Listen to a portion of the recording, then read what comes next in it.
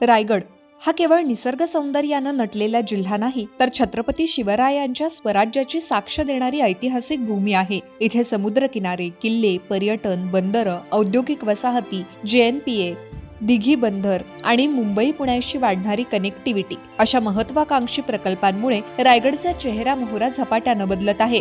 सर्वात महत्वाचं म्हणजे रोजगाराच्या प्रश्नाला हात घालण्याचं आव्हान भरत गोगावले यांच्या समोर आहे.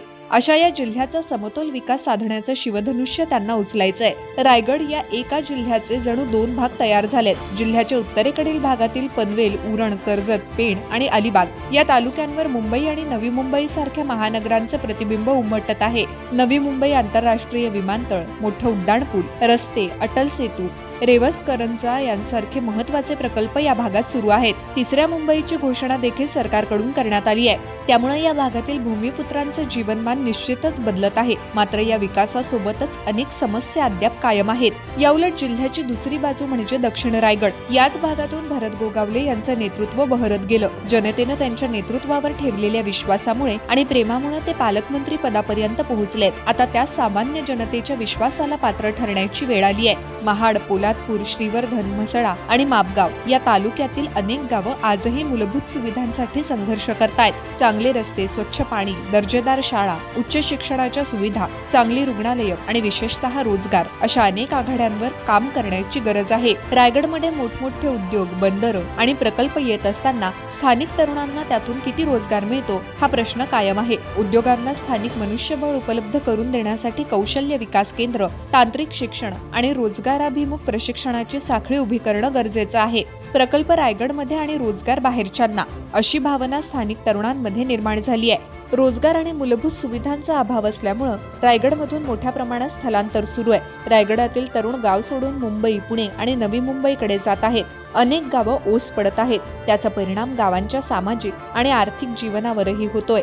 ज्यांना रोजगारासाठी गाव सोडावं लागलंय त्यांना परत आणणं हे 4-6 वर्षाचं काम नाही. मात्र जे तरुण आणि कुटुंब गावाकडे टिकून आहेत त्यांना आधार देणं आणि त्यांचं ग्रामीण जीवन अधिक सुसह्य करणं हे मोठं आव्हान भरतशेठ यांच्या समोर आहे. रायगडचा विकास करताना शेतकरी, मच्छीमार, शेतजमीन, समुद्रकिनारे, खाड्या आणि पारंपरिक व्यवसायांचं संरक्षण करणं आवश्यक आहे. विकास आणि पर्यावरण यांच्यातील समतोल राखण्यासाठी जबाबदारी पालकमंत्र्यांवर आहे. त्याचबरोबर जिल्ह्यातील रखडलेले मोठे प्रकल्प मार्गी लावणं, पर्यटनाला नियोजनबद्ध चालना देणं, किल्ले आणि ऐतिहासिक स्थळांचं संवर्धन करणं तसंच गावागावात मूलभूत सुविधा पोहोचवणं ही कामांची मोठी यादी आहे. मुंबई गोवा महामार्गाच्या प्रश्नावर केवळ बोलण्यापेक्षा भरतशेठ यांनी या महामार्गाचं काम पूर्ण करण्यासाठी थेट पाठपुरावा करणं आवश्यक आहे. रायगडच्या विकासासाठी हा महामार्ग अत्यंत महत्वाचा असून त्याचा रखडलेल्या कामांना गती देणं ही पालकमंत्र्यांची प्रमुख जबाबदारी ठरू शकते. भरत गोगावले यांना पालकमंत्रीपद मिळवण्यासाठी राजकीय लढाई लढावी लागली.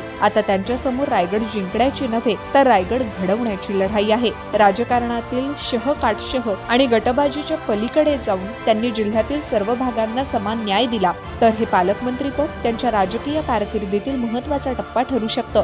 कारण रायगडला रायगडच्या समस्या समजून घेणारा, योग्य वेळी निर्णय घेणारा आणि त्या निर्णयांची प्रभावी अंमलबजावणी करून दाखवणारा पालकमंत्री हवाय. तिसरी मुंबई उभी राहत असताना गावाकडचा रायगड मागे राहणार नाही याची हमी देण्याची वेळ आता भरत गोगावले यांच्यावर आहे.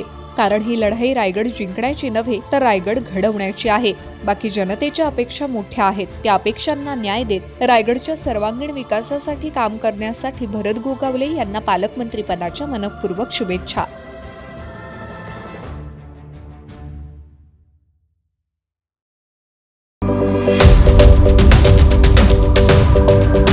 यूट्यूबवर सुद्धा रायगड टाइम्स सर्च करा आणि पहा रायगडच्या कानाकोपऱ्यातील प्रत्येक बित्तम बातमी.